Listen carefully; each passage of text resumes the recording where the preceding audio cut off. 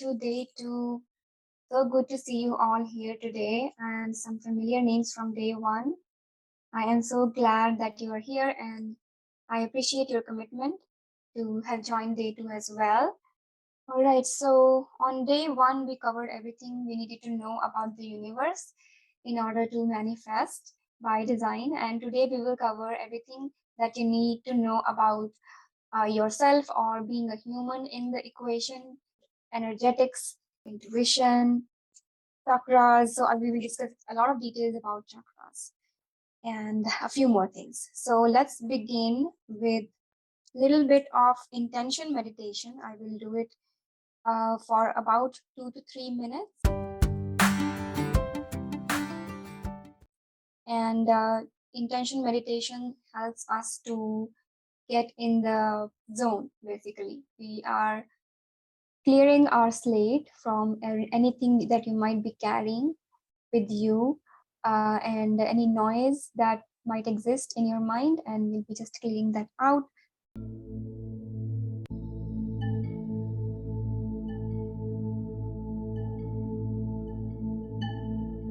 So just get settled, take a few deep breaths. Whether you are sitting or lying down, comfortable. And with every breath, just collect all your stresses, all your worries, and exhale them out.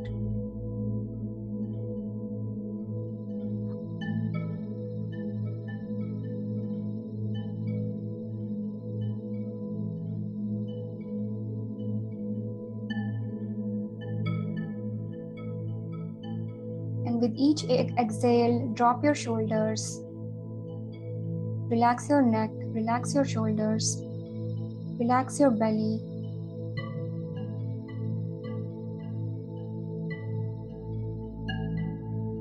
And just be here now.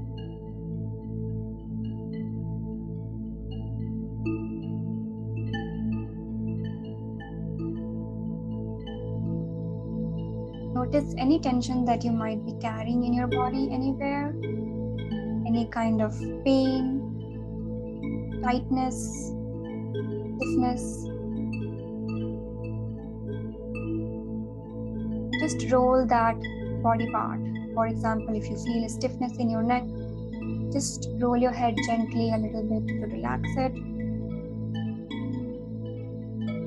And just let it go.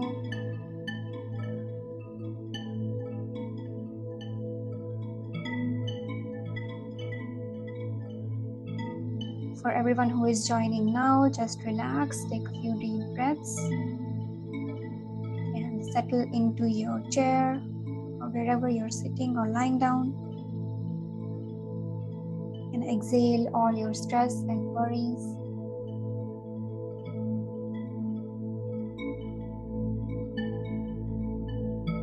Relax your shoulders, relax your neck.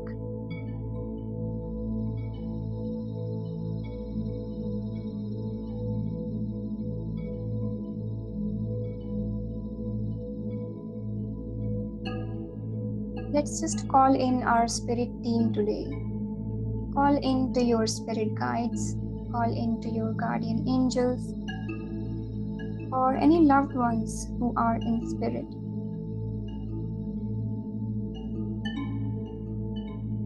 Know that they are with you, they are supporting you. Get their blessings and guidance.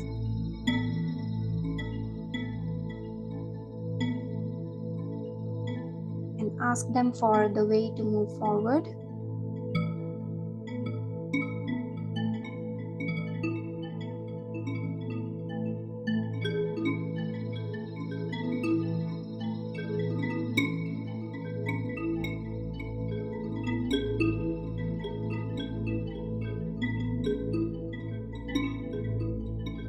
You're going to set an intention.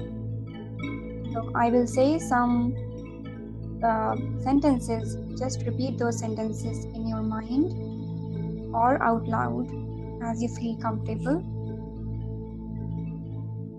I intend to know myself deeply. intend to know myself deeply.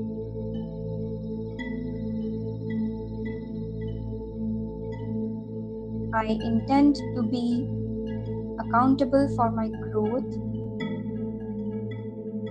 for my rest, for my healing, for my progress, and for my happiness.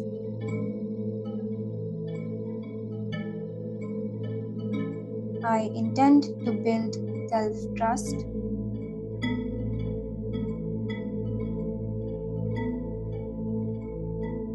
I intend to co-create a fulfilling life with the universe.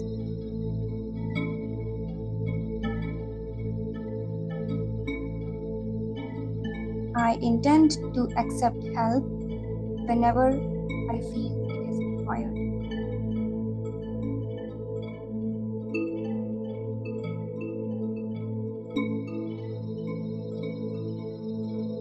And I'm open to the path that the universe has set out for me.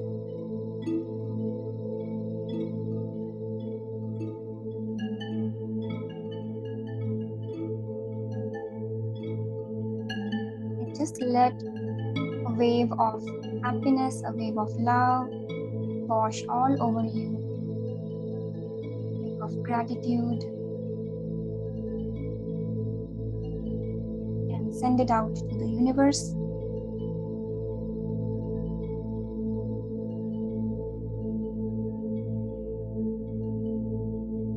And now we begin with today's session.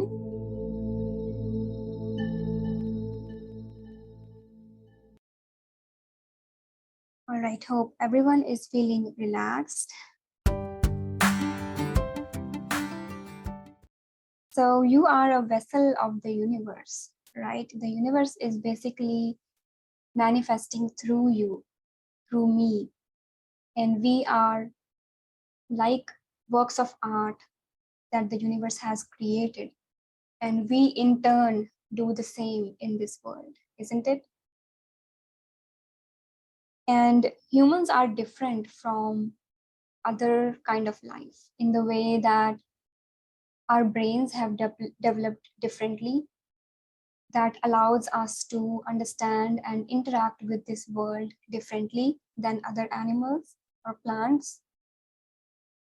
And we are conscious in the way that we have free will and we can act above our primal instincts and make choices, right? So that is how we are different, and we have a frontal lobe in the brain that has been developed specifically for the purpose of giving us judgment and reasoning and complex emotions, free will, the ability to make a choice, and all of that. And the animals who are not as developed in the brain as us, they have something called as a primal brain. And that primal brain was always responsible for survival. So their top priority is survival, right? And therefore, whatever they do in the world, it does not get counted as karma because they are not doing it by choice. It is for their survival. They are wired like that, right? But it is a little bit different for humans because we've been given this brain development that allows us to judge and reason and make choices. And I'll just quickly share. So this is our brain, and the neocortex basically is the one that has been developed for rational thinking, and the limbic brain is for the emotional and feeling brain, which is also a little bit unique to us, but animals are also capable of being emotional. And then we have a reptilian brain or the primal brain, which is our instinctual or dinosaur brain, basically. And this is the one that is responsible for survival. And in case when we are in a fight or flight situation, in that case, our primal brain gets activated and our frontal brain gets deactivated. So basically, when we are in survival mode, we act without reason. We act without judgment, right? And basically, you can say we act like animals, as they say. In olden times, when we were hunter-gatherers, we were cavemen, we needed that, right? We needed to survive, we needed to run away from wild animals, from danger, from attacks. And in that case, we really needed this part of our brain because it helped us evade danger and survive. But nowadays, there are not many dangers if you are living in a stable society. There isn't any danger except if someone is running behind you to kill you or something. There isn't any danger in our daily life. And what happened is that we replaced those life or death situations with daily uh, daily situations, such as going to the office or going to the grocery store. Many of us have anxiety attacks even thinking about going to the office on a Monday, or driving, or some people have anxiety issues and they can't even go to the grocery store, right? So that is not that is not something that we should be going through ideally, because that is not a life and death situation, right? But our minds have been trained to perceive it as a life and death situation. And in that case, our heartbeat increases, our blood pressure increases, sugar increases in the blood, and it is preparing us to run away. But do we run away? No. Most times, we can also have like a freeze response to that kind of a situation. Even going to work, we freeze and then we sit down and we scroll, right? So we are trying to avoid it when we are scrolling through social media. Or some people end up going into substance abuse and other things. So those are attempts to cope. Those are attempts to basically spend that energy somewhere else. But as humans, we must learn how to spend that energy that has been created inside us because of that perceived threat, and release it every single day, right? Why? Because we want to make uh, decisions with reasoning and with proper judgment rather than impulsive decisions. You might have noticed, like, many people who are stressed, they go for impulsive shopping or impulsive eating. So all of that is the same thing. Here comes intuition, because some intuition is a very complex thing. As I understand it, it is the combination of how much our frontal brain has developed. It has developed over millions of years, and it has all these complex programs that has been made in the frontal brain, and we do things without even realizing that we are doing them. And that frontal brain, combined with a very special thing that humans have, that is psychic abilities, if you combine those two things, it is a superpower, right? So I believe that intuition is a combination of the abilities that your frontal brain has from its development and the psychic abilities that we have. So that is why intuition is different in every person, because every person's lineage is different. Every person carries different types of experiences from their ancestors, from their lineage, from their environment, from their own present life, and from their past lives, and from their conditioning, from their education experiences. So that makes every single person different. So intuition shows up differently in everyone, right? So we need to learn how to tap into our intuition, how to know that this is my intuition and this is something else, and how to use that to make decisions in life that lead us to our to the best decisions in our life, right? So the method that I will show you in day 3 helps us doing a lot of this. It makes it very easy to understand this, but we need to learn intuition without that as well. Like, we can learn intuition without that method as well. And many of us might be already using your intuition without even knowing. So have you ever went into like a an alley and you felt very weird and then you just changed the way and you got saved from some kind of a danger? Or have you ever felt like this person, this loved one should not go at a certain place and you stopped them and then you came to know that there was some danger over there? Or has anything like this happened to you before? These are some examples of intuition, but it can also happen in day-to-day simple things. Like, for example, one day what happened was the lock on my door is not very good. Like, it's a digital lock. Sometimes it works, sometimes it doesn't.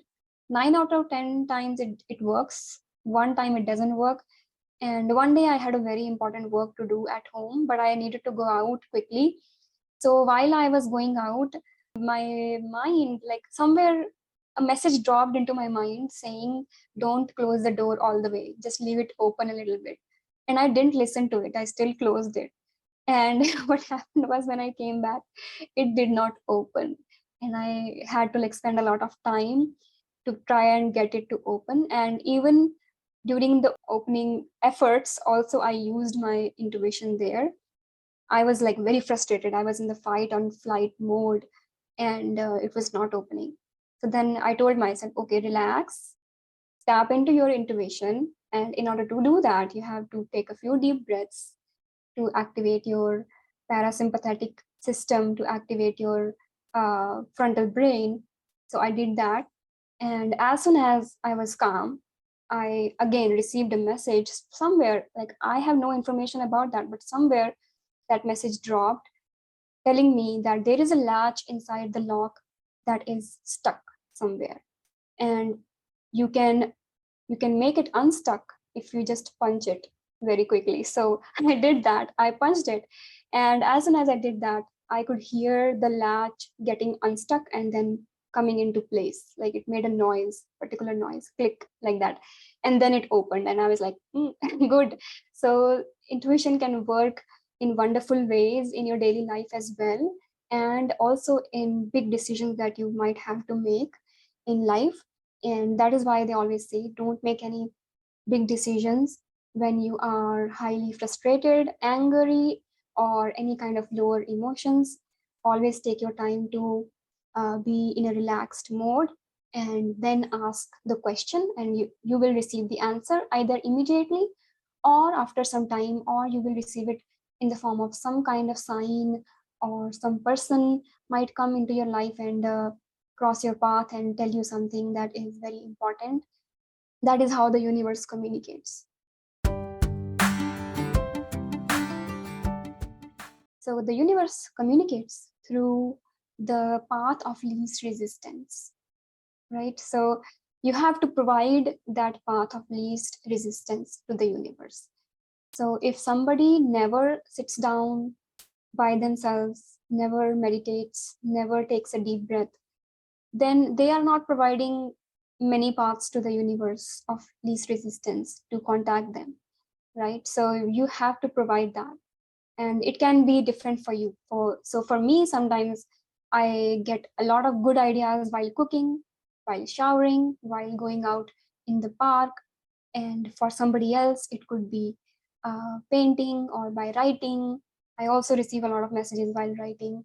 So it can be different for everyone. And the more things you try, the better you will know that, okay, this is my best mode of uh, receiving messages from the universe.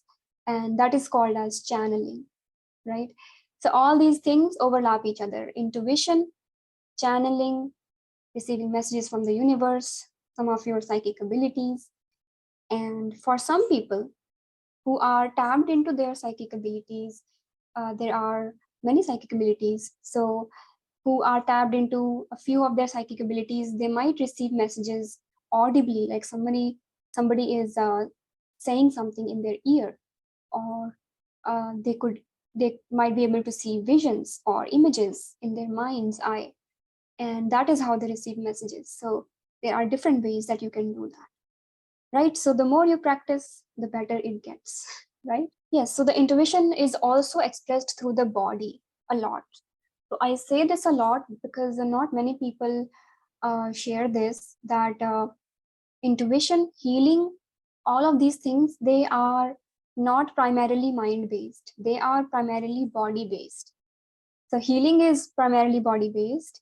Intuition is primarily body-based, because you will feel things. You will use your 5 senses to receive that energetic information, because that is how our brain processes the energetic information as well, right? There is no other way for us to process things except our senses as a human. So yes, it is hugely body-based.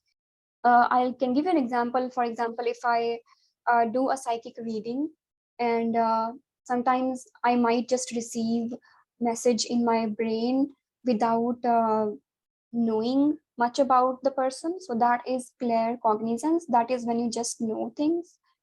That also comes with the practice. Some people might just have it naturally.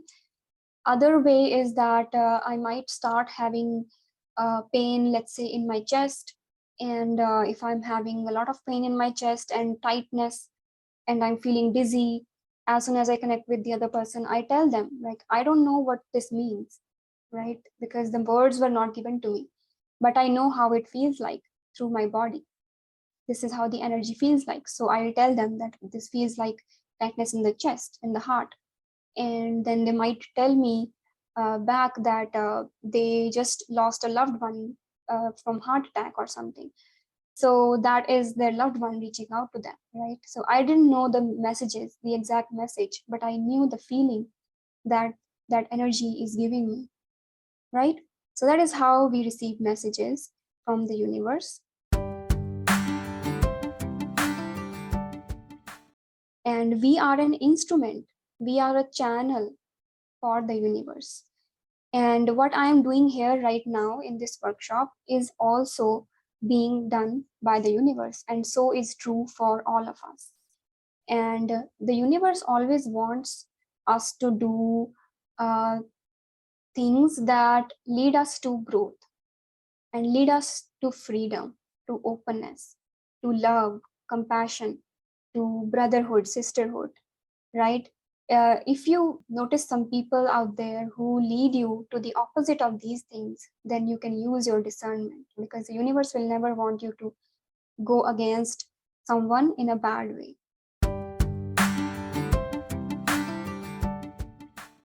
Again, it is very important for us to know what to manifest, right? We all just manifest whatever our desires are, but it is important to know what to manifest and what not to manifest. Why? Because there can be different reasons that we come up with using our unhealthy ego, right? We talked about unhealthy ego in day 1, if you can remember, and I shared a graphic about what unhealthy ego comprises and what healthy ego comprises.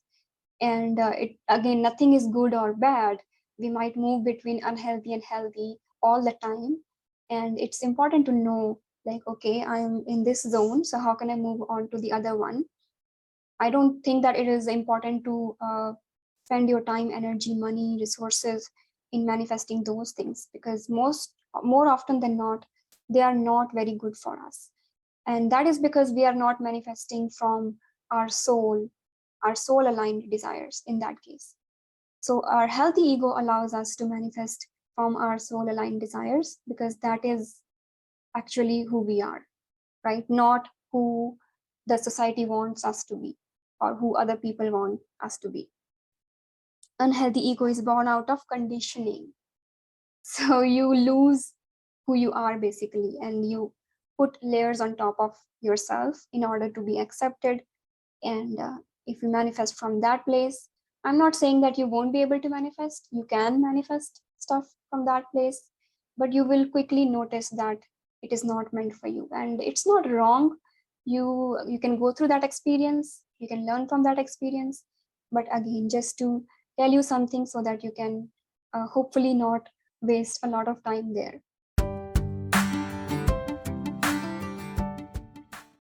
Yes, so I quickly want to discuss about abundance, like what is abundance? So we were born on Earth, planet Earth, and it was available to us. Like everything was available to us on planet Earth, isn't it? And it's only humans that have made borders. Humans have made restrictions. Humans have made this systems like credit score and working to earn a salary to pay the bills, to be able to afford housing and water, food, shelter, etc. And that is not how we were born. Like we were born on the free planet Earth. It was free until we put all these restrictions on ourselves. And as I said earlier, the plant does not ask like how much your salary is before giving you fruit.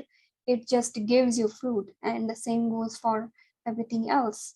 The sun doesn't ask you what your qualifications are before giving you sunlight, right? So we are already abundant, and we can bring that mindset into our societal living as well. If you replace our restricted mindset with abundance mindset, that yes, we are already abundant, we are already worthy, and we can have our soul aligned desires in our life, and you won't even know how your desires can come true, because we are so limited. And the universe has wonderful ways to help you manifest those desires that we can't come up with. So always be open to how something can manifest, because it can manifest in any way. So for example, if you are trying to manifest a house, and you want, let's say, a 3-bedroom house, and here in Toronto GTA, that is very expensive, more than $1 million. And of course, with let's say $50,000 per year salary, you won't be able to get a mortgage on that, right? So if you're like, I want to manifest a 3-bedroom house, but I don't have a salary, so I won't be able to. You are applying restrictions on how that can happen. So a mortgage is not the only way that you can get a house. Like, there are so many other ways that you can get a house, and some ways that you can't even think about. So be open to the how, and keep that soul aligned desire. And that is not even a soul aligned desire, that is a basic right, I would say. Housing is a basic right? So keep that thing alive and be open to how it can happen. So the good news is that the conditioning that we are so conditioned in the society, it can be reversed, right? It's not fixed. It doesn't make us hardened.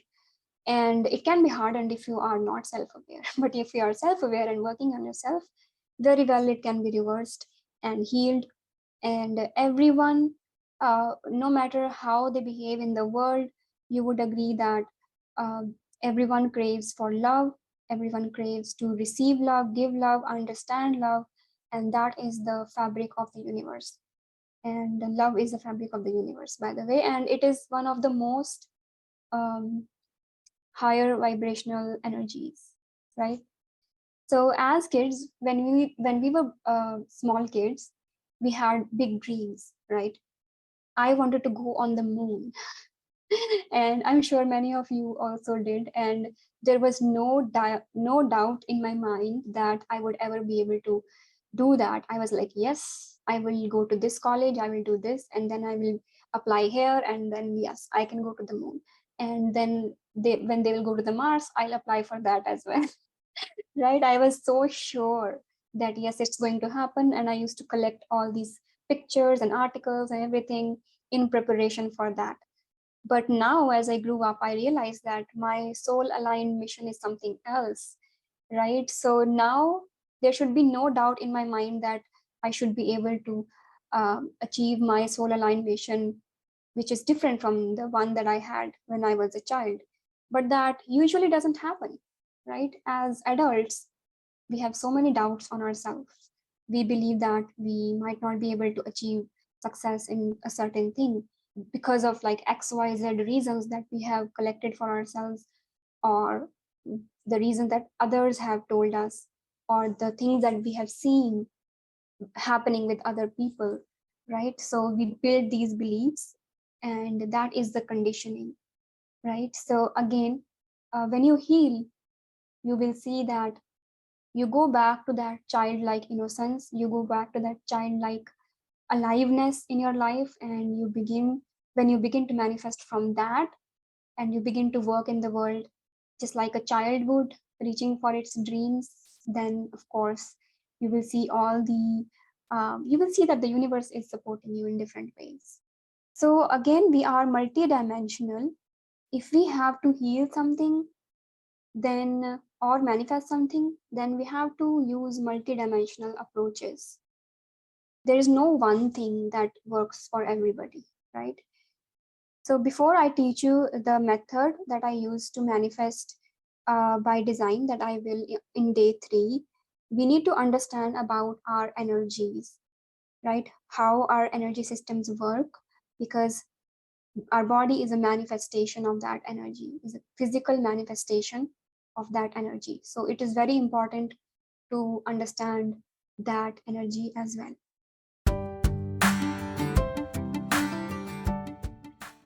So our energy system looks like this. So this is how our energy field is shaped.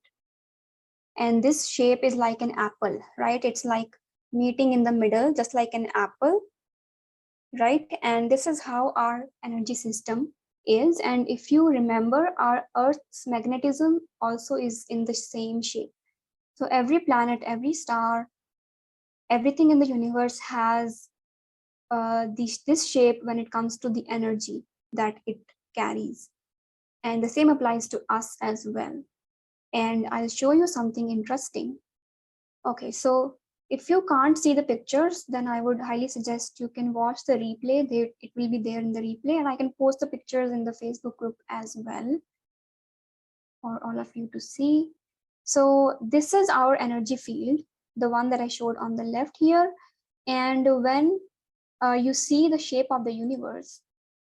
Now, by the way, I got this image from CIA's documents. Okay, this is the link for the documents. Let me just copy that in the chat. I highly suggest everyone to go through this whole document, because the CIA has been doing research on psychic abilities, remote viewing, and all of that since ages. And they have published all their findings in this document, and nobody talks about it. I don't know why. It is on their website. So this is the shape of the universe. Nobody talks about this as well for some reason. I don't know. And it is also a torus shape. So this shape is called torus. The shape of the apple, it's called a torus, and it has a nucleus in the middle. And if you consider this the shape of the universe, then the material, the cosmic material, it comes out of this nucleus. You can call it like a big bang from here in this direction as the arrows are going. And then once it reaches the top here, the flow of space-time turns towards the opposite. So from here, it will start going backwards and then back again into the nucleus in the center. And here you can say that it's a black hole. So you can consider that every black hole you see in the universe is like the back end of the torus, where everything is getting absorbed. And yes, on the other side of the black hole will be a white hole, meaning that it will be spewing out material into another universe, right? And this information has been discussed in a lot of ancient scriptures and also been studied by the CIA. And basically, this is the design, this is the shape of the universe. And our galaxy lies somewhere here.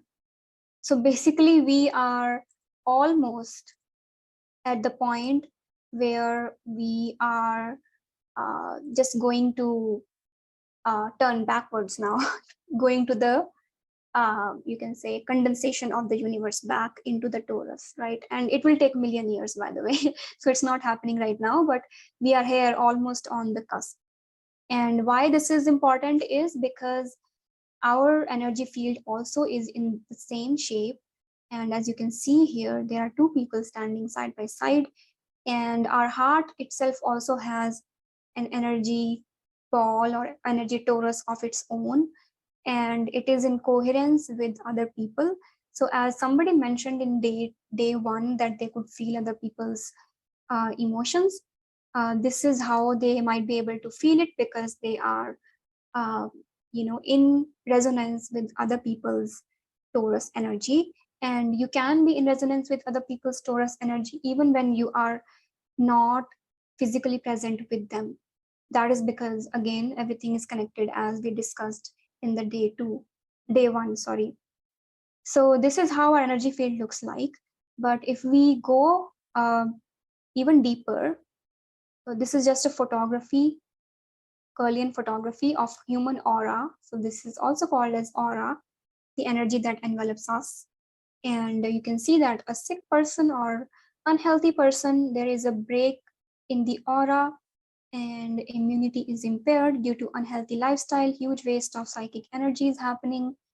And because there are holes in the aura, they can easily attract, or they can easily let negative energies inside their energy fields, right? And if there is a healthy person, they have no defects in the aura, healthy lifestyle, good psychic energy, there is an automatic layer of protection around them, right? That is why I said you do not need to be fearful of negative energies, as long as you are maintaining a healthy lifestyle internally, externally, in every way.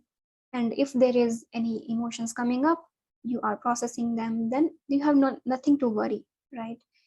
And a sick person, uneven distribution, somewhere there is more energy, somewhere there is less energy, allergies due to improper use of psychic energy as well. So just a representation. So apart from aura, we also have meridians. These are small little channels of energy that run throughout our body.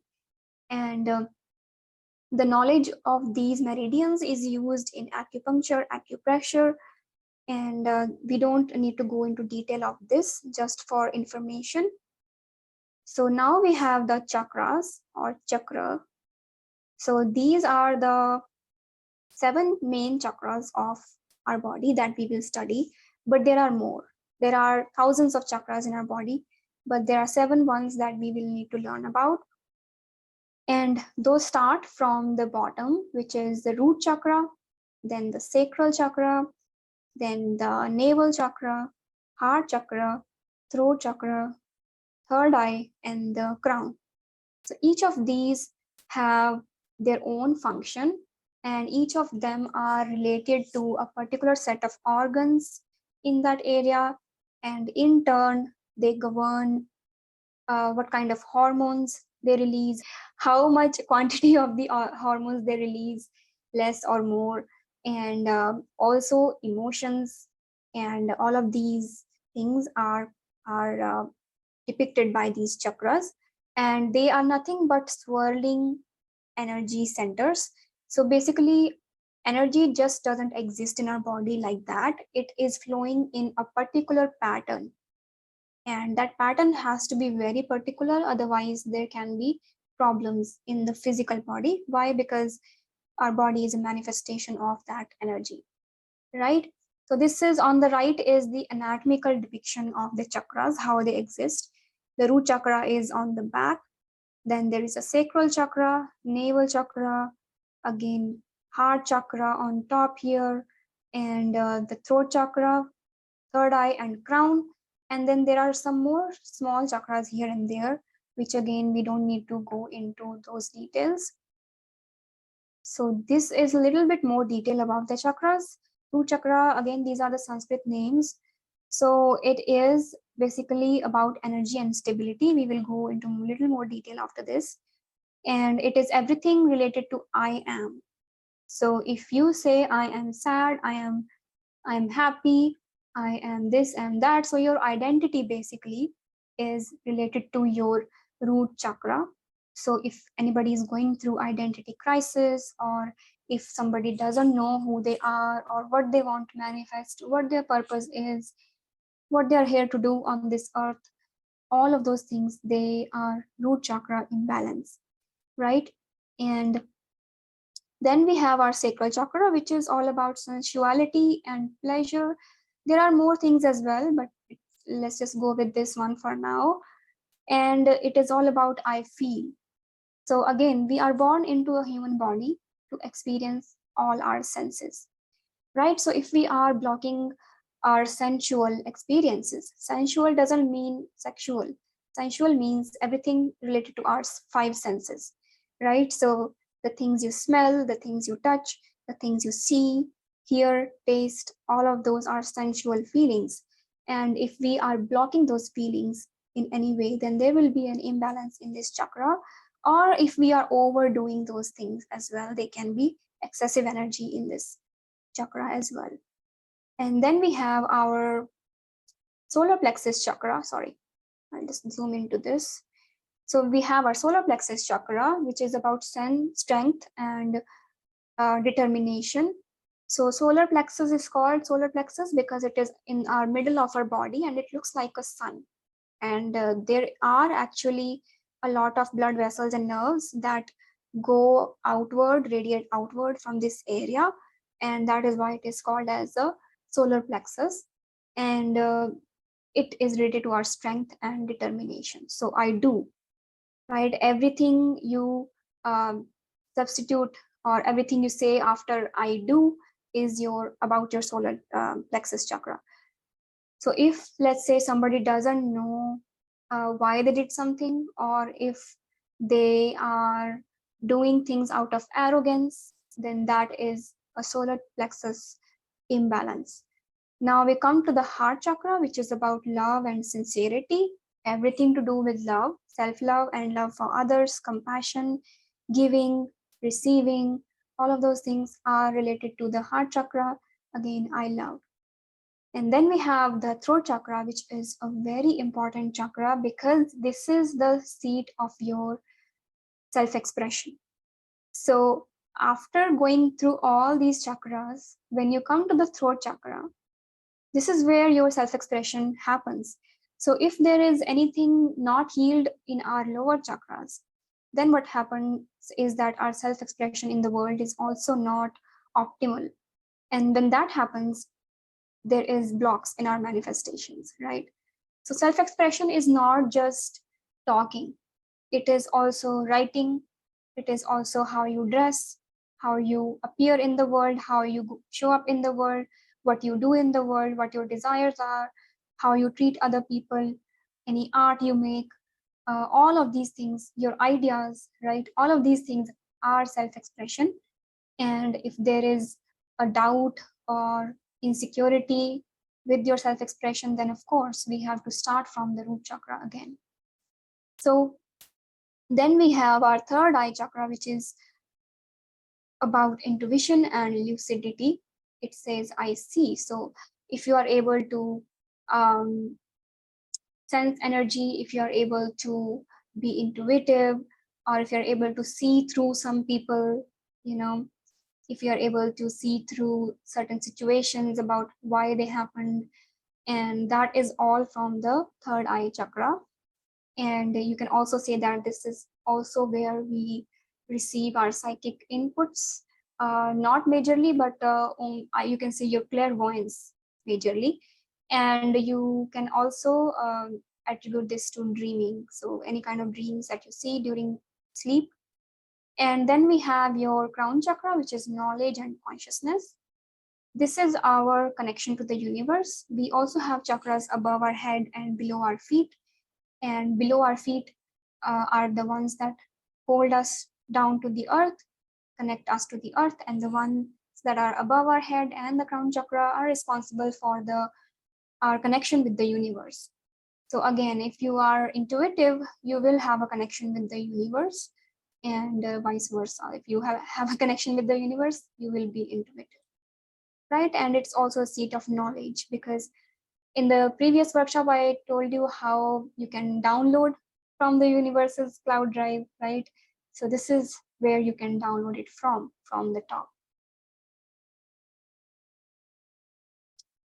Then we just have this chart from 7chakrastore.com, where you can see how each chakra is related to a set of organs.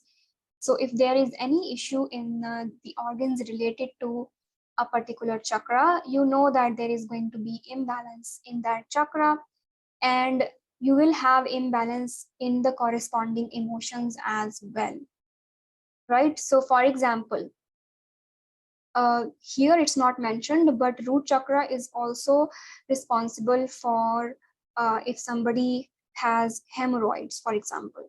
So let's say somebody came to me for Reiki healing for their hemorrhoids, and okay, I will give them Reiki healing, but it is my duty to go deeper as well. So I asked them, like, do you also have financial problems in life, or do you have a fear of financial problems in your life, or is there instability in your life?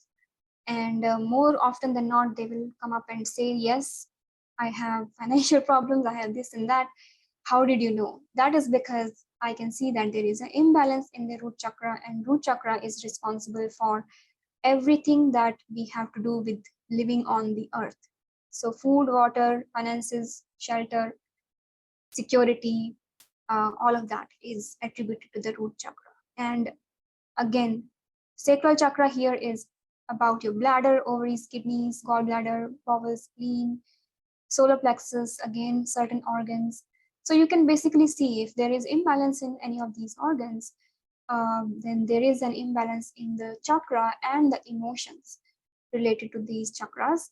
And you can use this information by for healing. So for example, you are insecure about something, and know that when that insecurity stays in our life for a certain period of time, it can condense into our physical body in the form of illness, right? So every chronic illness has been there long before the symptoms arose. That is because of it being there in the energetic form, right? So chakras and our emotions. So I'll quickly cover that before we have a break. So if certain chakras lack energy, let's start from the root chakra, lack confidence, fear of scarcity, and low sex drive, that is for lacking energy in the root chakra. And when there is excessive energy, there will be egoistical, dominating, selfish, etc. Same in the same way, lacking energy in the sacral chakra is resentful, feeling sexual guilt. And when there is excessive energy, there is intimacy issues, objectifying others, and sometimes even that kind of violence. And when it comes to our solar chakra, we have self-consciousness, feeling insecure when we are lacking energy in this. And excessive energy will be superiority, inferiority complex, workaholic behavior. And many a times when people become spiritually advanced, they also gain a spiritual ego or spiritual superiority. And that's because there is a lot of energy, excessive energy happening in their solar plexus, and there is a need for balance. Now, when we come to the heart chakra, there is a lacking energy, will create a fear of letting go, self-pity, feeling unloved, or actually feeling unloved because that is the real situation in their life. Excessive energy will be very critical, very possessive. And when it comes to throat chakra, lacking energy will be inconsistent, feeling silenced, unable to speak up, feeling shy, not speaking up for what they should speak up. And then we have excessive energy, self-righteousness, talks and interrupts constantly. That is also an excessive energy in the throat chakra. And whenever there is an excessive energy, it can be directed. So just as we direct excessive energy in children into productive things, same can be done by us as well. So when we have our third eye chakra lacking in energy, we will be undisciplined and meek. I don't know what meek means though. And when there is excessive energy, we will be arrogant, manipulative, condescending. Again, a bit of arrogance here. And if we go to the crown chakra, we will be indecisive and not focused when we are lacking energy. And when we have excessive energy here, we'll be frustrated, manic, depressive, unrealized power as well. So see how going on both extremes has a negative effect on us, and thus in turn the negative effect on our manifestations. So basically we want to be as much as balanced as we can, and it's again natural to be in either end of the spectrum, but it is important to be self-aware and return to balance with whichever modalities you want to use.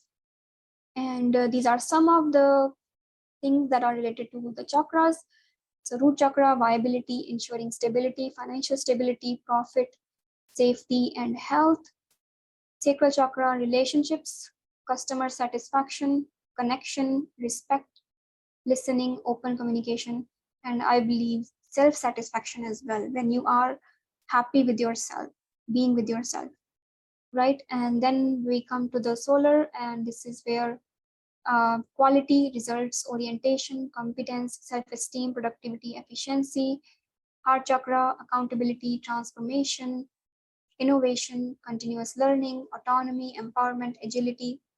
So basically we are here today and we are learning something, and we are becoming accountable for ourselves. So we are working towards our heart chakra emotions right now.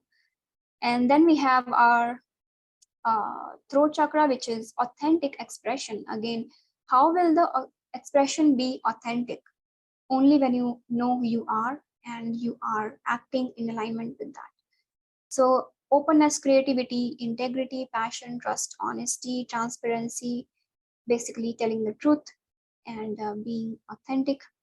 Then we have our third eye, where we go for community involvement, partnership, mentoring, coaching, employee fulfillment, etc. Basically everything to do with uh, being a guide, a mentor, a teacher. That's third eye thing.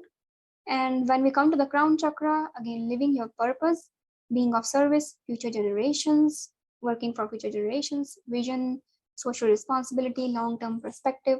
So when you come here, you are basically thinking about the community, about the whole, about not just for yourself, but for others, right? So this is, you are basically progressing from a self-centered consciousness to a community-centered consciousness, which is what we are here to do. And this chart explains it even further. So we discussed this one, this upside down triangle last time, right? So if you place this image is of chakras. So if you place this image here, you can see how the energy of consciousness is progressing through each chakra. So if I just create some lines here, wanna be of red color, let's make them. So you can see that the root chakra almost goes till here, I guess. So that is, all of these are root chakra emotions, right? And then we have our solar, I guess these, because pride comes under the solar plexus chakra, pride and courage. And then we have our heart chakra, acceptance, willingness, neutrality. Then we have our throat chakra, inner love, inner wisdom, inner light. Next is our third eye, which is oneness, presence, and I feel that non-duality is in the crown chakra. So this is where you can mark this one. Yeah, great void is again further above than crown chakra. So you can see how all the chakras carry the whole spectrum of the densities of consciousness within them. And as humans, we carry all of this within us. And therefore, it is important to go through everything that you see listed here and feel everything and work through everything to progress above this triangle, right? Along this triangle. And ultimately, when we progress through this and we reach the oneness, the non-duality, I am presence, this one, purple one on top, when we radiate this energy, then you can expect your life to be 100% in alignment with who you are. But again, in order to manifest your soul aligned desires, you don't need to be 100% aligned. Even if you are here somewhere on the fourth dimension, which is the heart, you will be able to manifest even under the when you are in the solar plexus, working on your solar plexus. Around this area, you will be able to manifest with a lot of ease than before. And of course, it takes time to again work through these on top as well. So this is all for now. We will take a 5 minutes break and come back, and then I will discuss further. Hi everyone, we are back.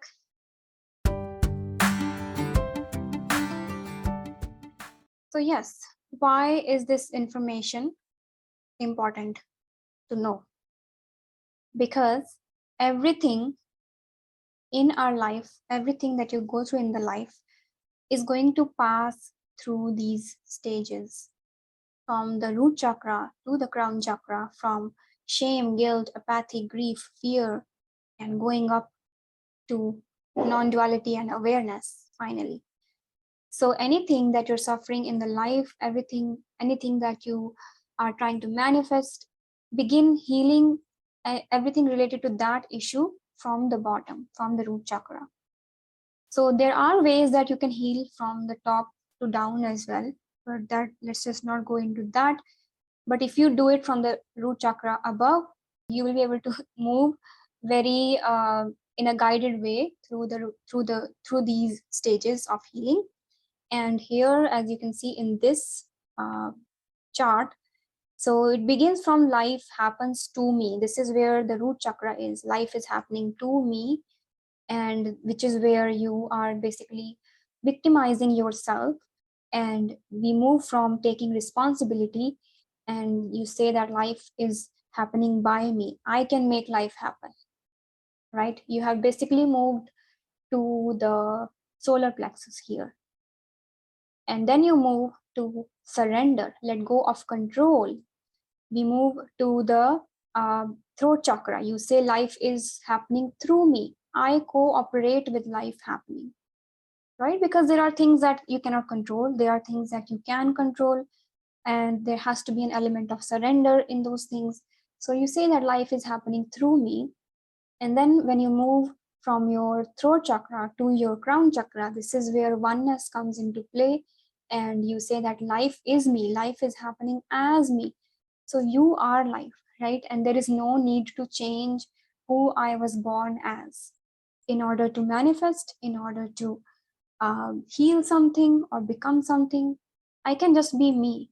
And this is what we will go into great detail on day 3, how to know who you really were designed to be in this world. And again, as I said, it is going to be different for everyone. So we will be finding out what your design is. Okay. So again, this is a law of resonance. People always follow law of attraction. What you want, what you visualize will come to you, but that again doesn't go into the great depth that we need to go into by manifesting by design, for manifesting by design. And you need to go to the law of resonance. Basically, you attract who you are. So if you are here, if you say that life is happening to me all the time, basically root chakra, then of course life will happen to you. Yes, it will affirm to you if you are here on your wherever, if it's in your career, if it's in your relationships, anywhere. And if you are here, you say life is happening by me, I make life happen, then yes, you will receive more opportunities to do that in your life. You will receive more opportunities to make life happen, to make decisions.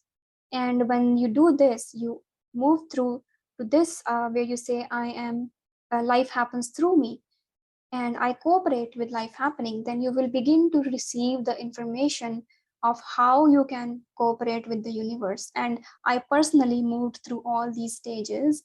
Now that I look back, I can see that I passed through all of these stages, and at each of these stages different type of learning was channeled, or you can say downloaded into my brain from the universal cloud drive, you can say. And also a lot of teachers were sent, a lot of friends were sent who were also teachers.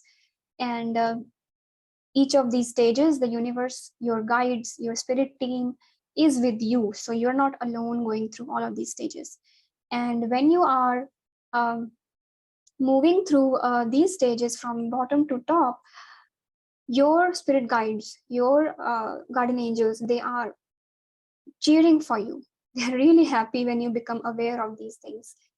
And when you are here and you move through the oneness into as me, life is me, this is when you are radiating this energy as the dominant energy that you are carrying, you will be able to manifest by design, right? You just need to exist who you are, and your life will slowly and magically begin to change into those uh, soul aligned missions, soul aligned circumstances, careers, relationships automatically. And some people will need to go out and work, and again we will get to know that on day 3, who are the people who need to go out and take action, who are the people who need to sit back and work on their mindset in order to receive those things, etc., etc.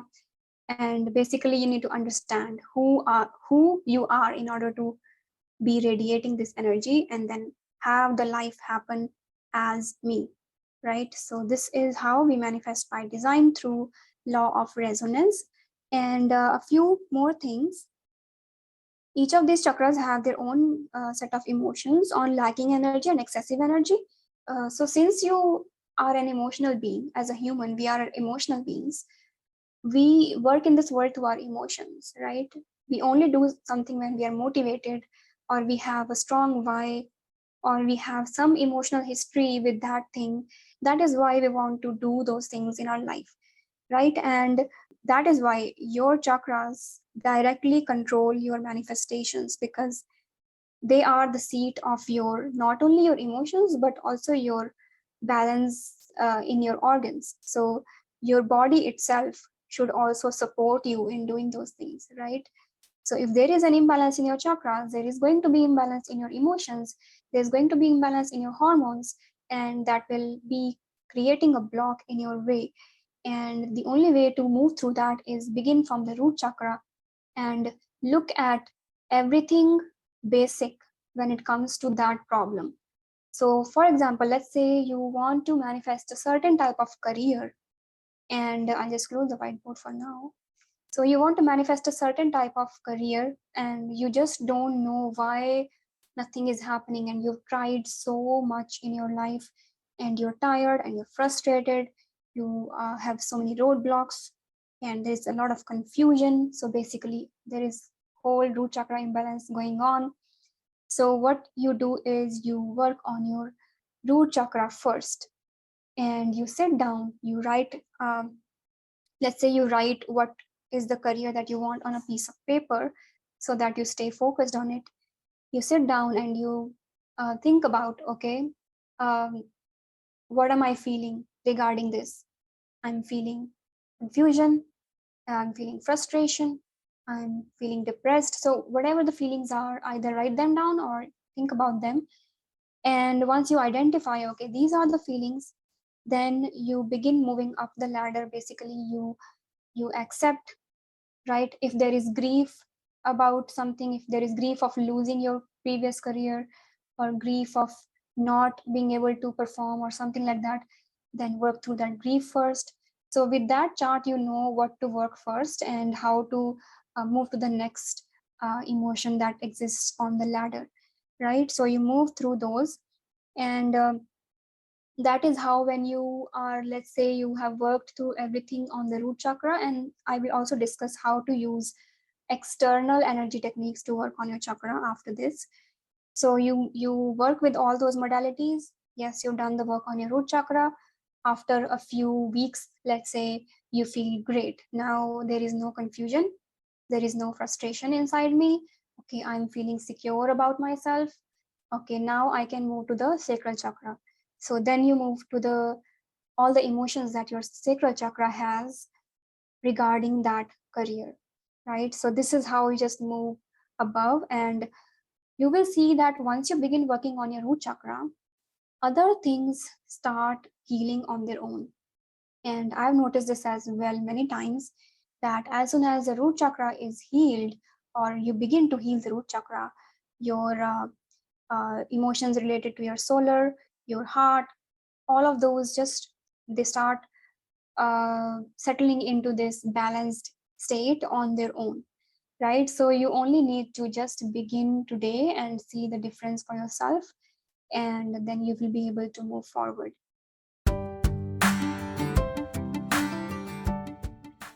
If you are an energy sensitive person, you can actually feel the energy in your chakras, in your aura, and other people's chakras and aura. We are not supposed to intrude into other people's energy without their permission. So if you have permission, let's say you sit down with your friend and you say that, okay, I'll try to feel your energy, you can do that. And you will be able to feel it. It's a very specific kind of feeling, and it can differ a little bit between people. So for me, it feels like a little bit of warmth, but that warmth is not the same kind of warmth that we feel from, let's say, a cup of coffee or something. It's a different kind of warmth I can't explain. And then I also feel a certain magnetic feeling, like when you keep the opposite poles of two magnets together, they repel each other, right? There is a push, and I feel that kind of a thing from the energy, and I feel that between my own palms as well, and with other people as well. And sometimes when I am channeling Reiki to someone, and if that, let's say they have an issue in their stomach, let's say, and my hands are above their stomach, and their stomach wants more Reiki, so it will pull my hands inward. And let's say that another place is done with the Reiki healing for now, it will push my hands away. So these kinds of things happen. And once I was meeting my friend's baby that was just, I think, 8 months old. And as soon as that baby was kept in my lap, like his whole energy just enveloped me. And I felt that his crown chakra was like wide open. It was such an open energy. And I never felt that before from anyone else. And that is a marker of uh, authenticity, purity, and a very loving energy. And that was just an 8 months old baby. So I'm sure if you try to feel the energy of any baby, that you have a permission from their parents, and you'll be able to feel their energy as very open and enveloping and loving. That is how you can feel the energy of not just people, but also places and situations. So again, this is again overlapping with intuition, right? You can feel that, okay, this decision is going to be good for me or not. And I've been doing this forever. Like, people come to me to ask about their life decisions, and I just sit and I let that choice land into my mind and body. And I will just get a clear cut feeling of whether it's going to be good or not. And I have successfully saved my friends a lot of time, energy, resources by telling them that no, don't go this way, go this way. So you can use that in your own life as well, and it gets better with practice. So let's do a small exercise of feeling our own energy. Okay, just take to your hands and keep them like this, and you can rub them a little bit to activate the energy. And just take a few deep breaths. And just relax your shoulders, your neck. And direct your attention towards the palms of your hands.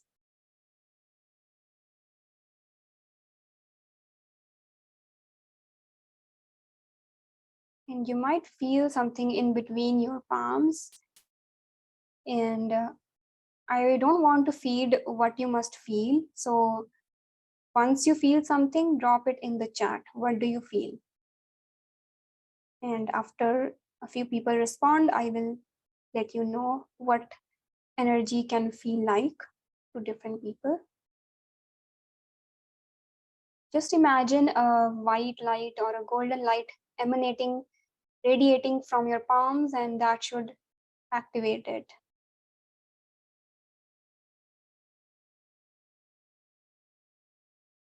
And make sure your legs are not crossed if you are sitting down or lying down.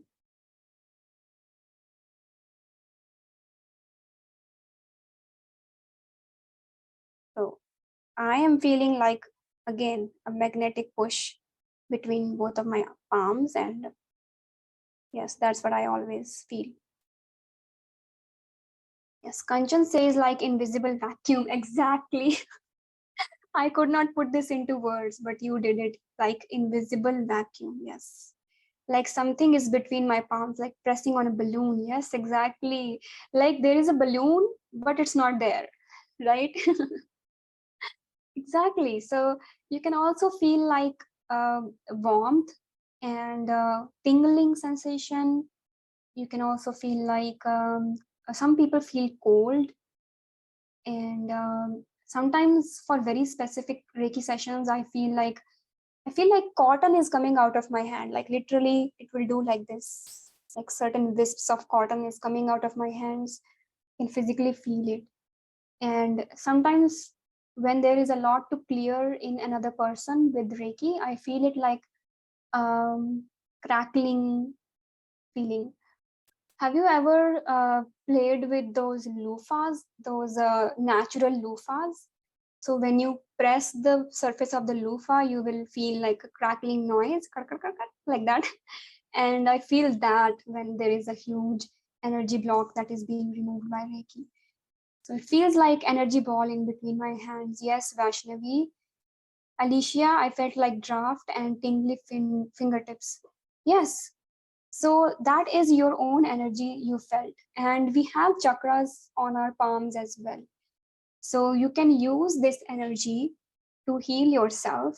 If, let's say, you feel heaviness in any body part, you can place, once you activate the energy, you can place your hands on that body part and just relax over there and let the energy flow into that. And imagine that it is dissolving it, and keep breathing, keep taking deep breaths, and you will soon feel very light, and you might feel that area has healed and it feels lighter and less pain and all of that. So Alicia says, I practice soul language to heal my soul.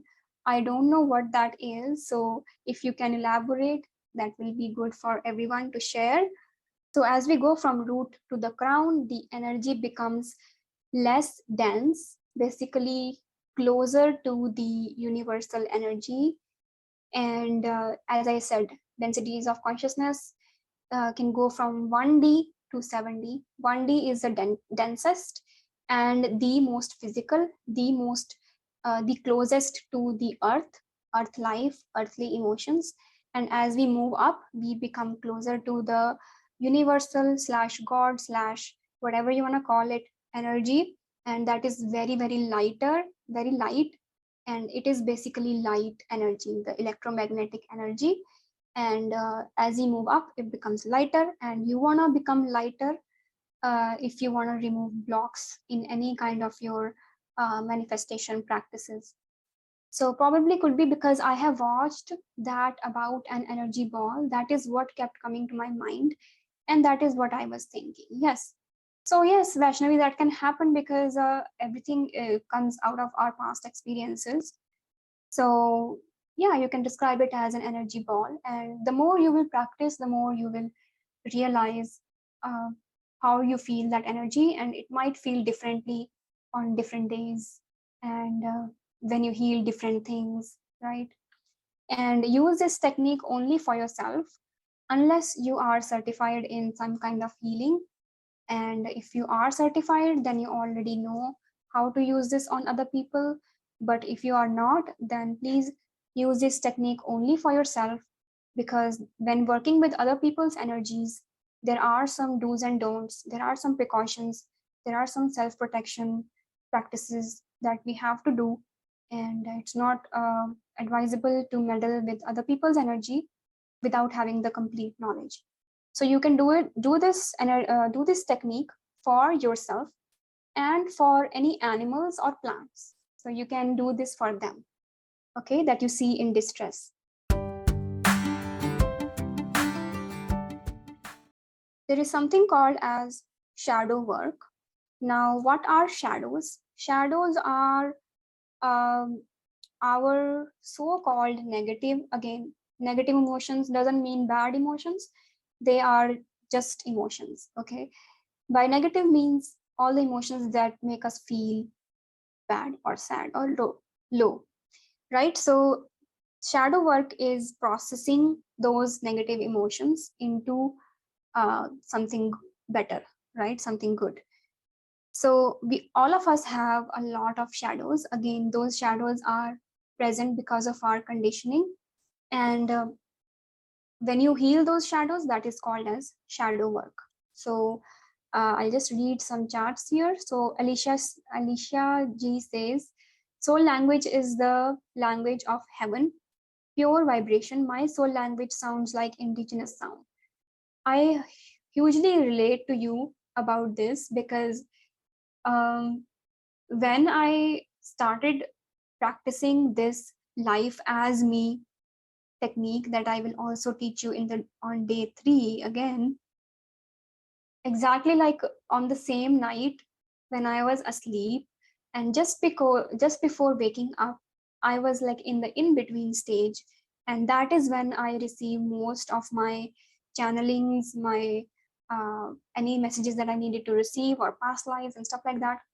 So in that in-between state, I saw myself on the top of a mountain wearing indigenous clothing. And I'm not sure if it is from Mongolia or whether it is from Native America. I don't know where it is from.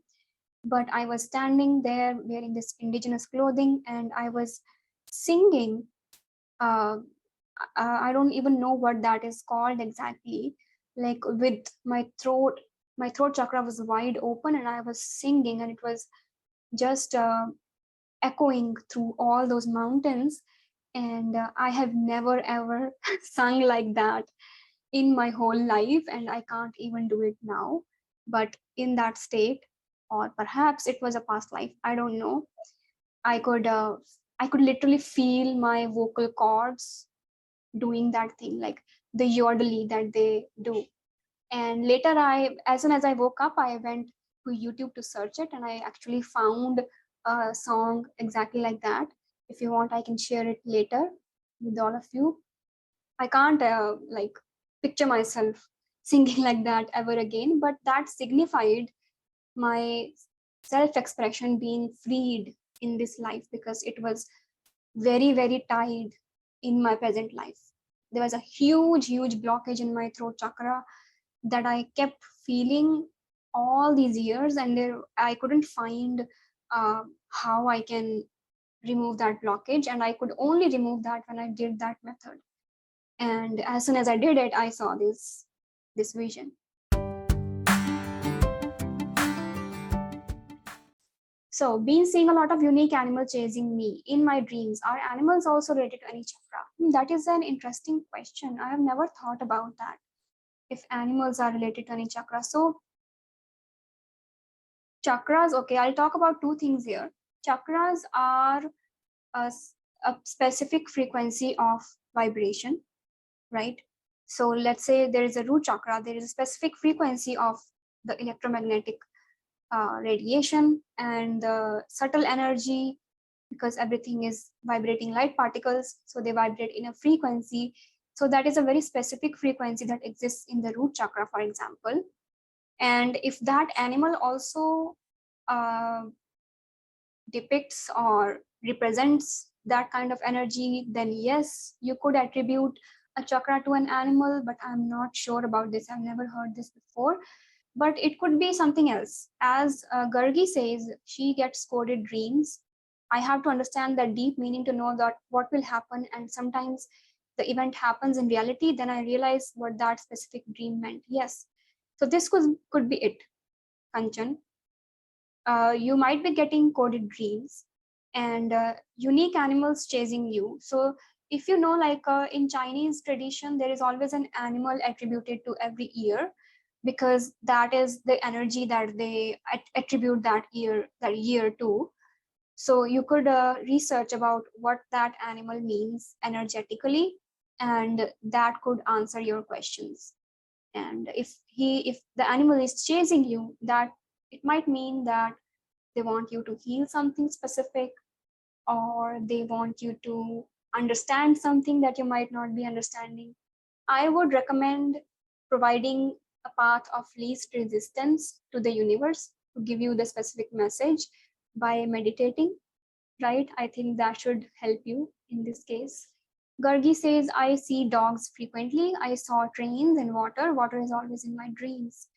So again, elements are also representative of certain energies, and water means, again, water means creativity, water means flow on the positive side, it means reflection, means depth, it means abundance, movement, and being able to shape shift, adjust into any kind of situation, right? On the negative side, it could mean destruction, obstruction, it could mean uh, like inundated with the stuff, burdened, burnout, all of these things, right? So you can just think about elements in that way as well. So Kanchan says, like yesterday, it was snake with the face of cat. That is very specific. I would really suggest you to Google and see what comes up. And by the way, Google is also a way that universe can send you messages. One time when my father had passed away, I kept seeing 444, 444 everywhere. And I was not in a very good place. So I just Googled, what does 444 mean? Like, I'm seeing it everywhere. And the first article that I clicked on, and I just scrolled like that, and it stopped at a particular paragraph. And there was a line that was bolded. And that bolded line said, your loved ones are looking after you from the spirit. Right? So it was exactly about my father. Probably he was trying to send me a message that I'm looking after you or whatever. So Google is also a way that you can get messages. Again, whatever speaks to your heart is the message that is meant for you. So I see dogs frequently. Yeah. Again, Google and look for the messages. So Gargish says, I feel dizzy and sometimes I sleep while meditating. That's okay. Can you tell me why this happens, or is it even okay or all right? So yes, okay, this turned into a Q&A. It's okay. We will get to the rest of it afterwards now. So yes, you can sleep while meditating, and it's completely fine. When you are meditating, what you are actually doing is that you are going one level above sleep, right? So you are taking your brain waves down from the alpha, some people name it gamma. So you're taking them from gamma to beta brain waves, which is where you are meditating. And delta brain waves are below the beta brain waves, which is where we sleep, right? So it is very easy to fall asleep while meditating, and there's nothing wrong with that. It's completely fine. But if you want to maintain a state of awareness during meditation, it can come with practice. If you fall asleep while lying down, then I would suggest sitting down in a chair and meditating. And yeah, that should avoid sleeping. But if you still fall asleep, that's completely okay. It's nothing to be worried about. And you feel dizzy, I think that's why you feel dizzy, because our brain waves are low at that time, and that is almost a sleeping state. So I was only thinking of buying perfume. I just thought no Google search, talk to outside, no social media search, but I got a lot of suggestions on Insta suddenly. Yes, so that can happen, and that can also happen because somehow they are listening to to our thoughts as well, I feel. So it's okay. I have had a great fear of water for a long time. Could be of some reasons I know or don't like previous life, or some things that have happened and are happening or could be happening. Yes, so if you have a very unrational fear of water that you can't explain from previous experience, probably try asking your parents if anytime you were in a dangerous situation as a baby when you were in water. If not, if this didn't happen, then yes, it could be coming from a past life. That is a very high chance, because I work with people all the time who have these unrational fears, and they date back to their past lives or their childhood, one of the two, or something that they promised to themselves. So these things can also be your own soul contracts that you have made. So Sayed says, how can we activate our chakras? Again, there is a big misconception regarding chakras, that they are not active, but they are active all the time. So all of your chakras are open, right? They are active and working. That is why you are alive. That is why your body is functioning. And they only close when we die, right? So the only thing is that there can be less energy in them, or there can be more energy than we need in them, and or there can be disruption in the flow of energy. So only these things can be there. So we say that our chakra is blocked, or our chakra um, energy flow is blocked, or something like that, right? So we only need to work um, on our chakras either physically by moving our body in certain ways, or emotionally by working on our emotions. And you can also, I have to discuss this, you can also work on your chakras with your diet, with the things that you surround yourself with, etc. So Alicia says, I was able to send you 11 seconds of soul language. I really don't mind you sharing it with the group, as they can connect with the vibration. Sure, I will share after this session. We just need to be aware of their being inside us and get connected with that. Yes, absolutely, Gargi. Vaishnavi, they say that I didn't like water even as a kid. When I would be near water, I remember fearful things in my life happening as well. Yes, so it could be both things as well, right? When you are afraid of the water as a child, again, it could be coming from the past life. And then let's say you go in the water and then something happens because you already fear water, and then you fear it even more, right? And you can work through it again in different ways. Either get a past life regression session, or meditate on it and you will get the answers. Or again, you can begin healing it from the root chakra and above. Or you could just introduce yourself to water by going to swimming classes step by step. That should help you as well. So, all right, so all the questions are done for now.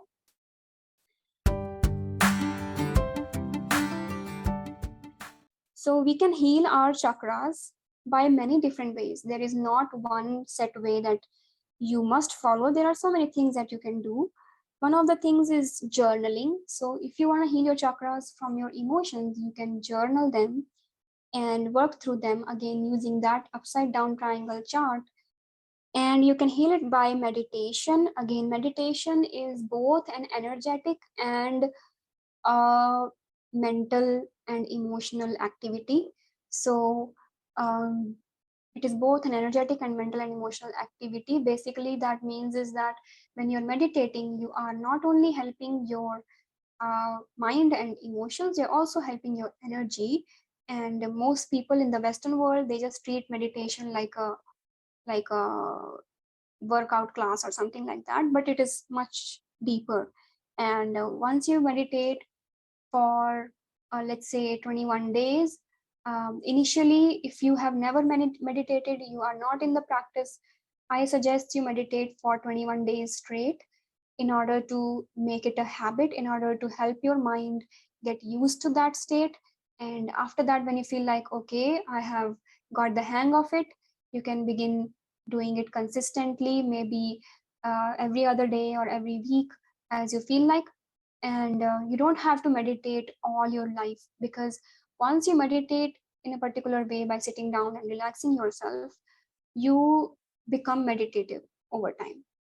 Feel meditative all the time, right? Your mind will get trained to stay in the lower brain waves for most of the day, unless something, dangerous or something stressful comes, right? So for example, I've always been meditative from my childhood. I have always painted for hours and hours and hours without realizing, and that was a type of meditation as well. That always has made me meditative. And even now, when I was working on myself, I meditated for a very long time, about year and a half. And after that, I didn't feel the need to sit down, because I was meditating every time I'm cooking, every time I'm cleaning, every time I'm going out, or just normally as well.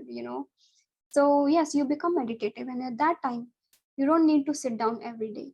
You can still do it every once in a while. So there are many ways to heal your chakras, and one of those ways is meditation. And then you also have sound healing.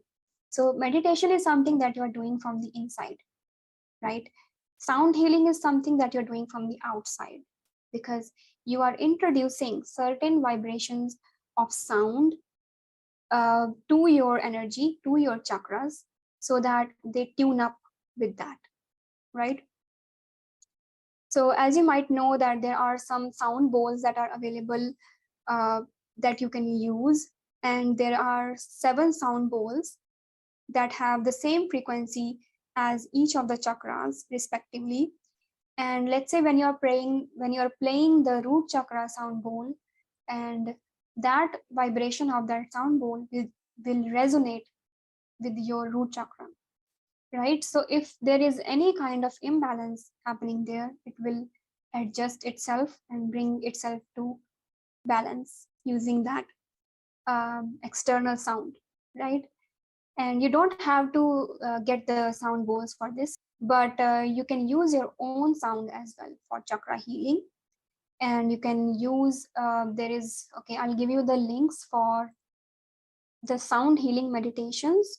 One of those meditations is uh, the Bij mantra. So the Bij means seed in Hindi, and the Bij mantras are the seed mantras for each of the chakras.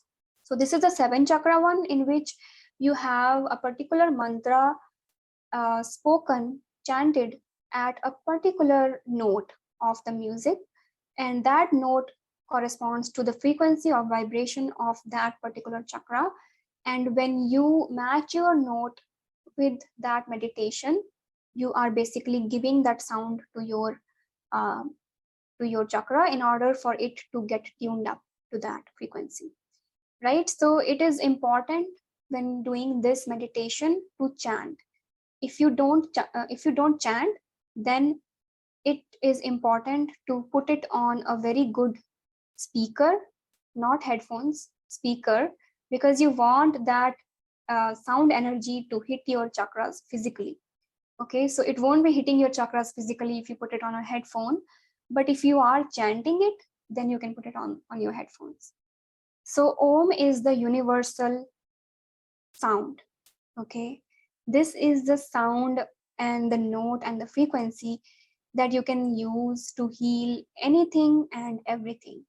Just like there is a quartz crystal in crystal healing that can be used for everything, Om is something that you can use for everything.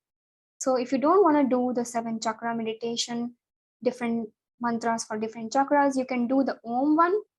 With this, you just have to sit down. You can either put on a guided meditation like this one and chant along with that, or you can just do it without any guided meditation as well. Okay, and you just learn to chant it by this video. It has to be a very long Om, and then there has to be that vibration. And when you go, you feel the vibration within your body, and you can actually adjust the note of Om and feel it in different chakras of your body. Again, by this, you are giving a sound vibration to the chakra and helping it balance from the outside. Then we also have some breath work. Again, breath work is again a physical way that you are healing the chakras, and it also helps move the energy. So this link is for the breath work that you can use, a very simple one. And a word of caution regarding the breath work: if you are pregnant or lactating, or if you have certain health issues that you think will interfere with the breath work, then please consult your doctor and confirm from there that is it safe for you to do any kind of breath work or not. Okay, only then do it. And for everyone else, that's okay. But if you feel very dizzy during the breath work, then stop there, take a break, and then resume again. Okay, as you practice more, you will begin feeling less dizzy, and finally, it will work really good for you. Breath work is again very powerful modality. One more way you can heal your chakras physically is with yoga. As I said, all kinds of healing is body based, right? So it's very good to involve your body as well. And you can do these yoga poses which are specific for each chakra. And if you want, I'll give you a tip for making this very powerful: is combine the chakra yoga with chakra chanting. Right? Take the Bij mantra of each chakra, and while you are doing the yoga pose for that particular chakra, chant the Bij mantra as well. This will give you a very big, very good boost.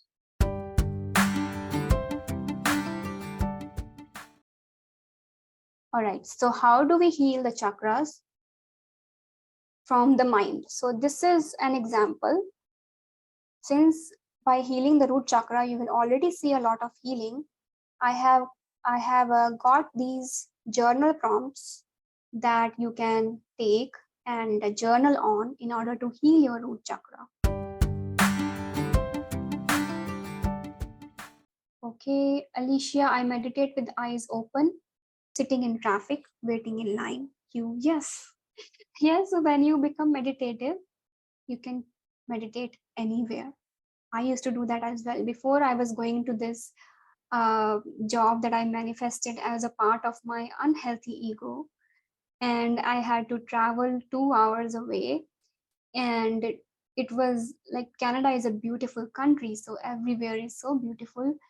So I used to meditate with my eyes open, sitting in traffic, sitting in bus, walking to the road where my workplace was, etc., etc.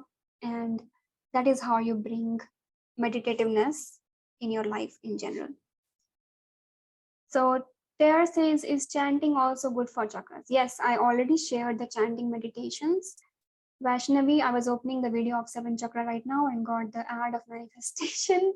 Yes, because they put it on those kinds of videos. Do you have breathwork links to help activate our pineal gland? Again, if you want to heal something, I always suggest starting from the root chakra. And you won't even have to do anything about the pineal gland, because once you begin healing everything from the root chakra, everything else just unfurls and opens up by itself. Straight away going to the pineal gland is not always advised, because you have to prepare your body for that kind of energy. And because if you straight away activate your pineal gland or work with the energies of the higher chakras, what ends up happening is there is something called as Kundalini psychosis. And I have personally seen at least 2 cases of that, where people did not work from the bottom up and straight away went to these advanced meditative practices without guidance. They said that they saw it on TV, but the TV teacher is unable to help them one to one, right? So they ended up having Kundalini psychosis, in which they are always like feeling things that are not there. Basically, it has developed into a schizophrenia like illness. And so I would not advise that unless you have already prepared your body for that, unless you have a teacher to guide you through that. So Gargi Sharma, I did root chakra healing for 1 month, and I felt the energy field around me whenever I was meeting someone. It felt like some protective layer. Yes. So once your root chakra is healing, you might feel that you are more protected from your negative influences and environment in general, because your aura is getting stronger, right? So Lorraine says, just writing to the root chakra prompts will bring healing. This is one of the modality. So the prompts that I gave you, this is just one of the modality. So that is why I said you have 3 to 4 days in between the next day of the workshop. So you can try all of them. And as we are multidimensional, we need multidimensional healing.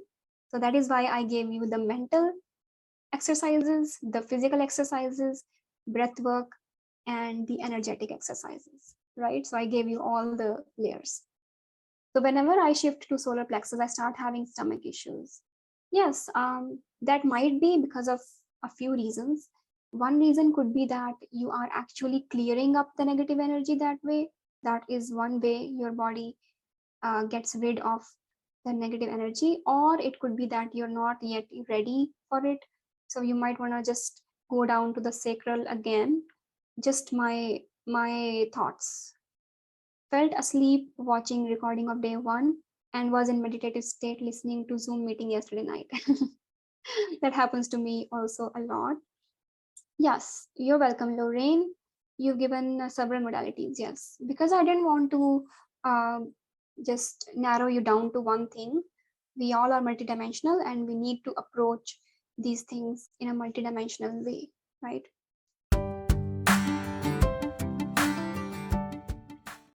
Yeah, one more thing. So when you are healing yourself and when you take up a new modality, what will happen is that initially, after let's say you did a 7 chakra meditation today, and by evening or by tomorrow, you feel awful. All these negative emotions start coming up. There might be things going wrong in your body. You might have something like a diarrhea or a cold and flu or pains in your body, and while you seek medical attention, also be aware that this might be how your negative energy is being cleared up. And yes, it shouldn't go to two extremes as well. Therefore I said always seek medical attention if that happens, but be aware that why this might be happening all of a sudden, right? And it's important that once you take rest, if that happens, take rest for a few days, and then once you feel well, come back to it. And you will feel that the more you do this, the more negative energy you release, the better it will get, and the more lighter you will feel. Okay, so when you do these healings, again you will see changes in all your layers, your mental, emotional, physical, and also your life in general.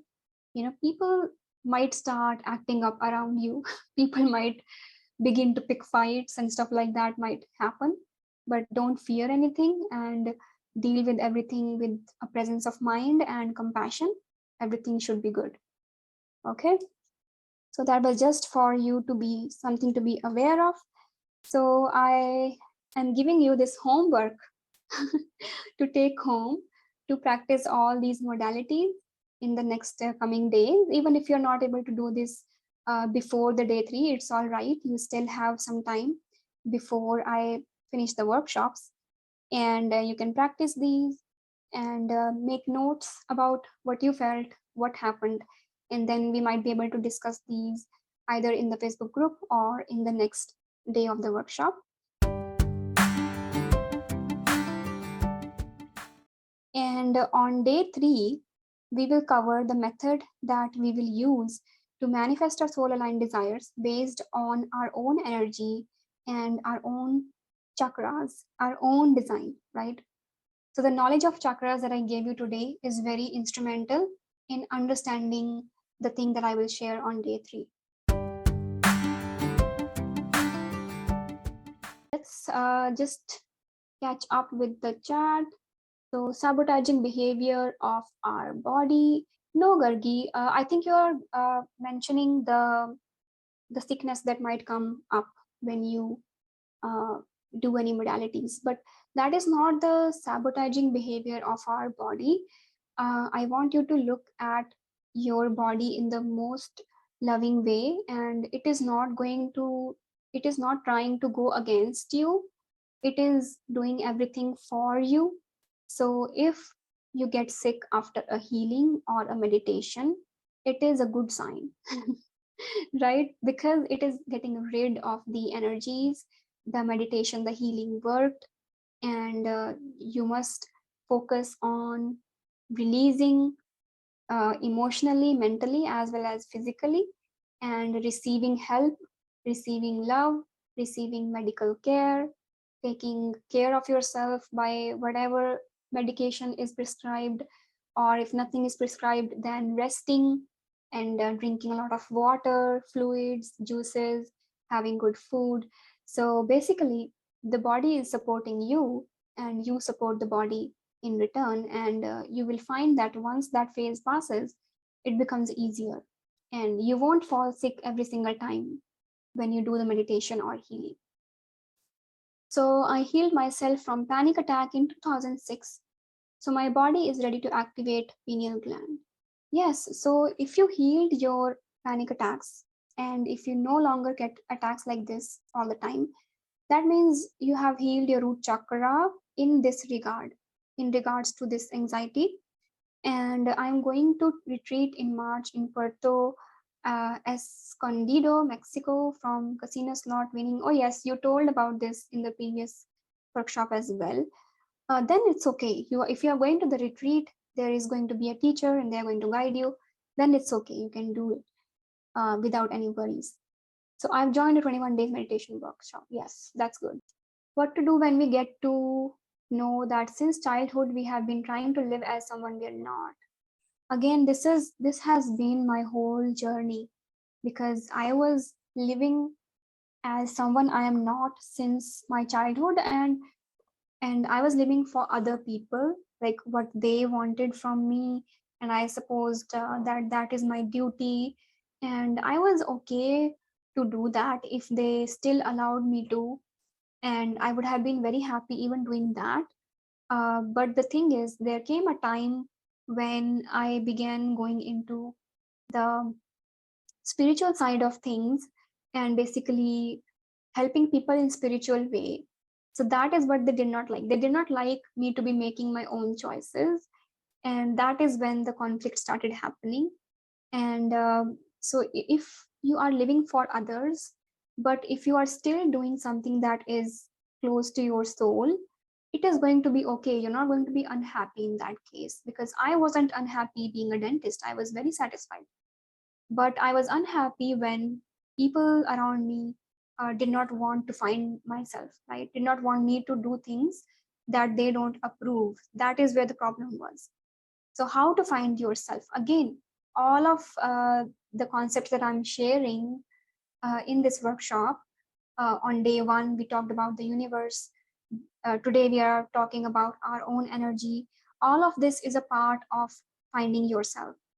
Okay, so we learned how the universe works, how we work with the universe, how our energy works, and how we exist in this world, how we are designed to exist, how we are supposed to be working through those blocks, right? So this is a part of finding yourself, and you will, I think, be satisfied after I share that particular information in day 3, and it's going to make things a lot clearer after that. Sleep is the best meditation. Even bad dreams are full of joyfulness. Yes, sleep is the best meditation, because sleep is below meditation in the brainwave sense. So if you count the brainwaves, they are deeper in sleep than meditation. That is why sleep is the best meditation. But if you want to meditate for a particular goal, And if you want to be aware during meditation because there is something that you want to do, then meditating and being aware, kind of aware during that meditation, is what you want to do, right?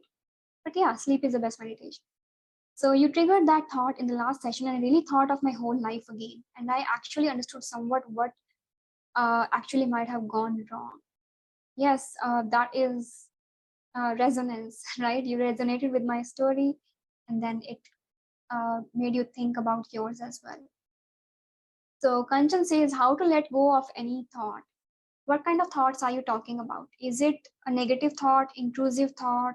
What kind of thoughts? Because it is not entirely possible to let go of all your thoughts. It's not entirely possible to be thoughtless at any time. And the purpose of meditation is not to be thoughtless, but just to observe as a third person passively, and perhaps to learn where those thoughts might be coming from and to heal those things, right? If you want to, let's say, change an intrusive thought, again, thoughts are the patterns that have been formed in our mind. They are the habits that have been formed in our mind, basically neurological connections that have already formed. And once we become aware that this is not what I want, this is not how I want to think, then we have to create a new thought form. And in order to do that, we have to repeat the new thought form enough times so that those new neurons are formed in place of those old ones. The more the new neurons are used, the better solidified they become, right? So let's say thinking about someone obsessively, even though you want to get out of that endlessly. Yes. So again, I would again go to the root chakra for this. If you are thinking about someone obsessively, I would employ multiple modalities here. I would use the journaling exercise and journal extensively on this issue and get it all out and understand where it might be coming from, where there is a lack maybe within yourself, and look at where that is coming from. And then what was I saying? Yes, then I would introduce the new thought. So let's say if you are thinking about someone excessively, then what else do you want to think about? Right? Determine that first. Do you want to think about yourself, or do you want to think about your hobbies or something? So you replace it with something else, and then you, whenever that obsessive thought comes up, with awareness, replace it there and then. And when you do that enough times, again, the new neurons will be formed, the new loops will be formed, and slowly you will make the new thing the new habit. So these are some things that are coming on top of my head. So Manish says, I'm aware most of the time, meaning you're aware during the meditation most of the time. That's good. For me, sometimes it's like I'm aware, and sometimes I go into a very deep trance where there are so many images, sounds, things are coming into my mind. And as soon as I become aware of it, it goes away, right? That is because my mind has stepped into the conscious state from the subconscious. The bliss can't be expressed. Exactly. That is because you are in a deep meditative state. You experience bliss after you have processed all the emotions that are there.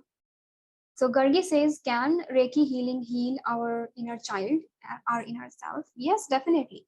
So Reiki healing is, again, Reiki energy is a universal life energy, and it is a certain frequency of universal life energy, and it does what is best for us. So if there is some healing required in the inner child, it will go there. It will heal that automatically.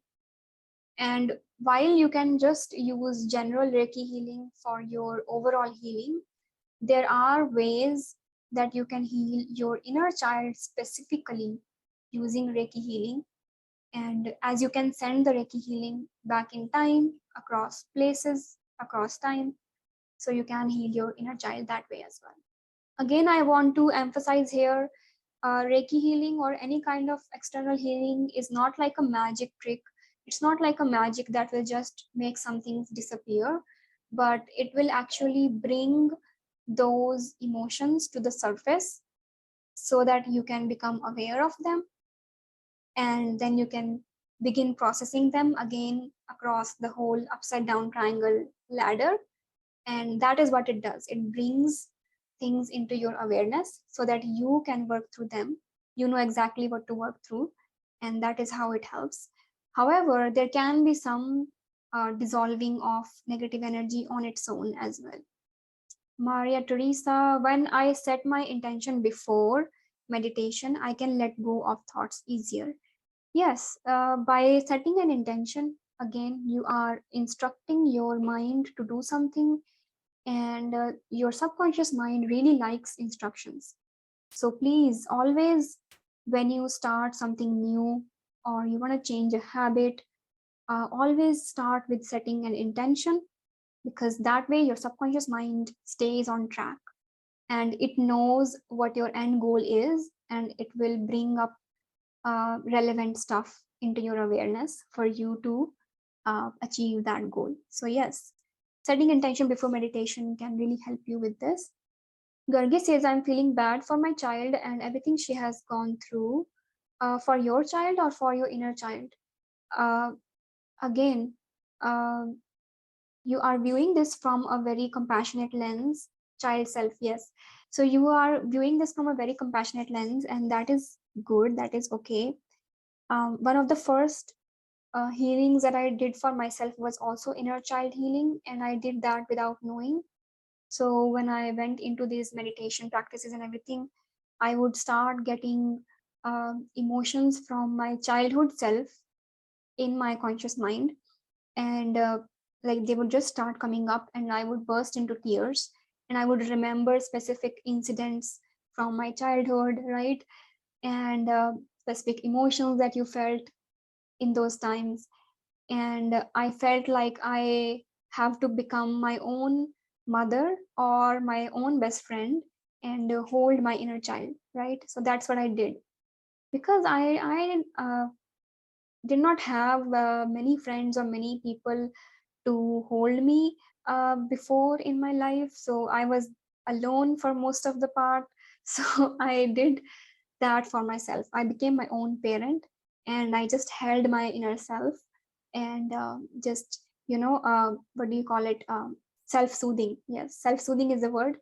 So you basically want to learn different ways of self-soothing. You can Google it and use that for your inner child. So Manish says, I'm aware in sleep. Yes, you can be aware in sleep as well. And those dreams are different from the dream that when you are not aware, right? Vaishnavi says we should not keep such emotions inside. Definitely, because again, emotions are energy in motion, right? Emotions are energy in motion. So you want to express that energy. Energy is neither created nor destroyed. So first of all, that energy is coming from somewhere, right? It's not just being created inside you, it is coming from somewhere, and then it has to go somewhere. So if you keep them bottled up inside, it is only going to cause destruction inside, right? Mental, physical, emotional. And emotions, when held on for a long period of time, can become physical illness, and that is being studied extensively right now, because the emotions you are feeling at any time are the emotions that you are radiating to the universe. Again, there is a law of resonance, right? Again, nothing bad with feeling lower emotions. It is important to work through them, right? That is why we are feeling them. So those emotions have to go somewhere.